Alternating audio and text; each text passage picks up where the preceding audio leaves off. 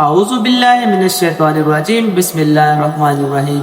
السلام علیکم میرے پیارے ویورز، آج کی اس خوبصورت اسلامی ویڈیو میں ہم مسجد میں داخل ہونے اور مسجد سے نکلنے کی دعا سیکھیں گے۔ میرے پیارے بھائیوں اور بہنوں، مسجد اللہ تعالیٰ کا گھر ہے۔ جب ایک مسلمان مسجد میں داخل ہوتا ہے تو اسے اللہ تعالیٰ کی رحمت، برکت اور سکون حاصل ہوتا ہے۔ اسی لیے نبی کریم صلی اللہ علیہ وآلہ وسلم نے ہمیں مسجد میں داخل ہوتے وقت ایک خوبصورت دعا سکھائی، اور جب ہم مسجد سے باہر نکلتے ہیں تو اللہ تعالیٰ سے اپنے فضل، رزق اور آسانیوں کی دعا مانگتے ہیں۔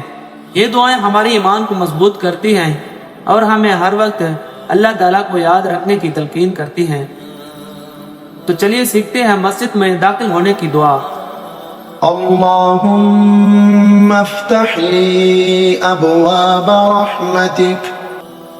ترجمہ: اے اللہ میرے لیے اپنی رحمت کے دروازے کھول دے۔